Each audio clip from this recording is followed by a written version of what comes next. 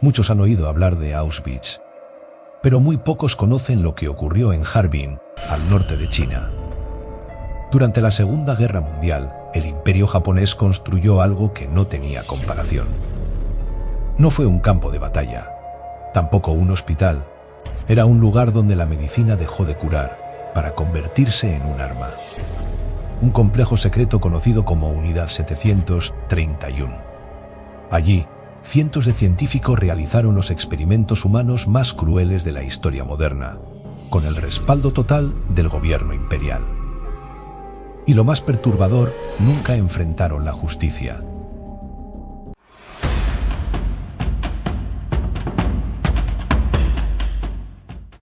¿Qué era la Unidad 731?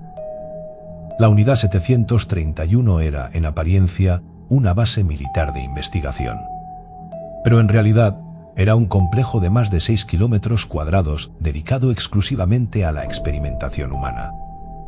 Contaba con laboratorios de microbiología, cámaras de presión, salas de cirugía, cámaras de congelación, celdas de detención subterráneas y hasta hornos para incineración de cuerpos.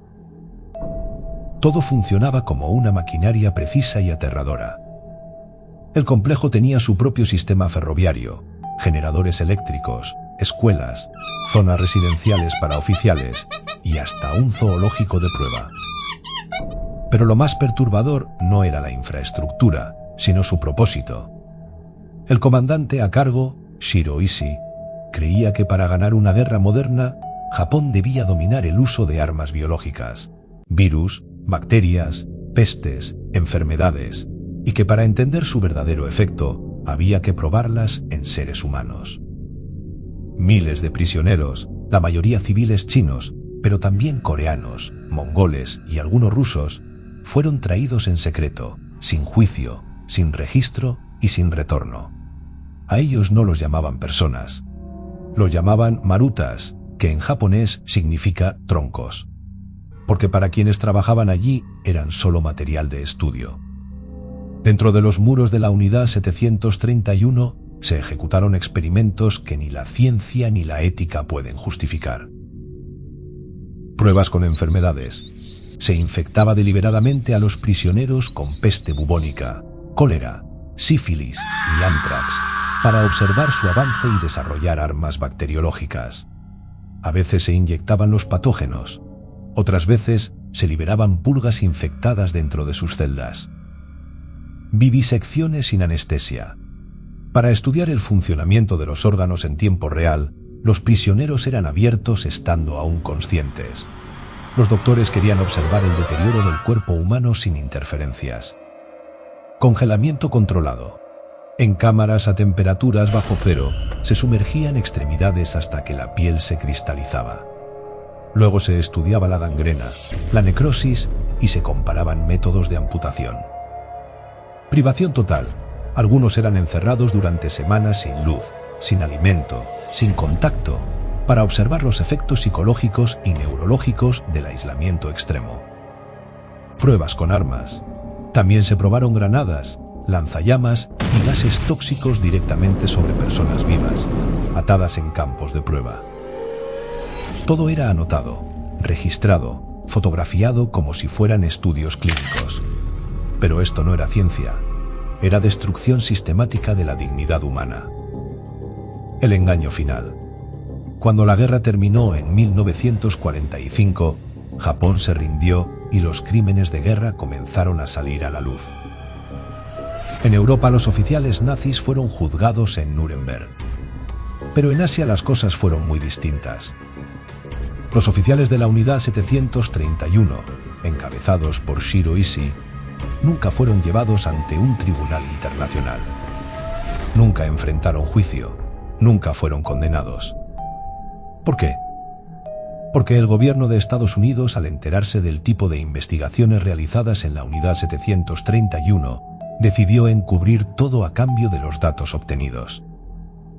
La información sobre armas biológicas, resistencia humana, efectos de enfermedades. Todo fue transferido en secreto a científicos estadounidenses. A cambio, los líderes japoneses recibieron inmunidad total. Algunos incluso fueron contratados más adelante como investigadores. Durante décadas el caso fue silenciado, los archivos clasificados y las víctimas olvidadas. No hubo justicia, solo un intercambio. A pesar de su magnitud, la historia de la Unidad 731 sigue siendo casi invisible dentro de Japón.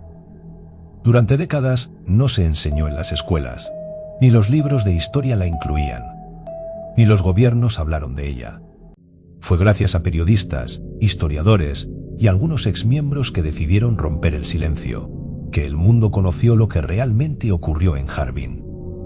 En 2002, un tribunal japonés admitió oficialmente la existencia de la Unidad 731, pero se negó a reconocer responsabilidad ni a ofrecer compensaciones a las víctimas. Hasta hoy el Estado japonés no ha emitido una disculpa formal. Muchos japoneses aún desconocen estos hechos, y los sobrevivientes o sus familias siguen esperando que el mundo no olvide. ¿Dónde ver las pruebas hoy? Aunque muchos documentos fueron destruidos al final de la guerra, existen pruebas físicas, archivos desclasificados y testimonios reales que impiden que esta historia desaparezca. En Harbin, China, se encuentra el Museo de los Crímenes de Guerra de la Unidad 731, construido sobre los restos del complejo original. Allí se conservan herramientas quirúrgicas, celdas, mapas y material gráfico. En Estados Unidos se han desclasificado documentos que confirman que el gobierno estadounidense negoció con los científicos japoneses a cambio de los datos. Estos documentos están disponibles en archivos militares y universidades.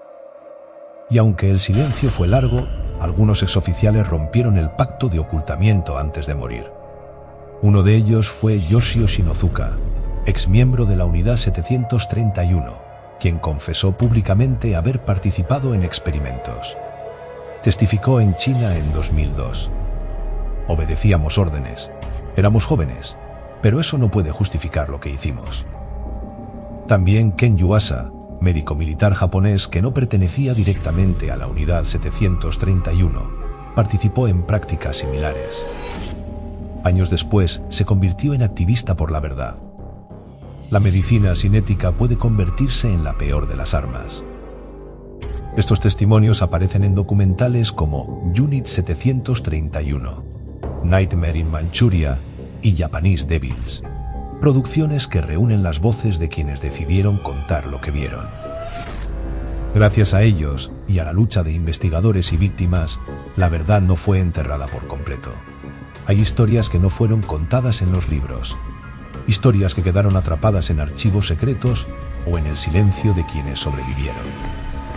La Unidad 731 fue una de esas. Una verdad incómoda, dolorosa, pero también necesaria. Porque si no hablamos de esto, si no lo contamos con claridad y respeto, ¿quién lo hará? Recordar a las víctimas no cambia el pasado, pero las honra. Y nos recuerda que el poder, sin conciencia, puede convertir la ciencia en crueldad. Este canal existe para eso, para traer a la luz lo que el mundo prefirió olvidar. Y si tú estás aquí, viendo este vídeo, significa que también valoras la verdad. Estamos construyendo este proyecto desde cero. Cada suscripción, cada me gusta, cada comentario, es un pilar que nos ayuda a crecer. Tu apoyo significa el mundo para nosotros. Es lo que nos permite seguir investigando, narrando y haciendo que estas historias vuelvan a tener voz. Gracias por llegar hasta aquí. Nos vemos en el próximo episodio. Y nunca olvides, la historia que se calla siempre corre el riesgo de repetirse.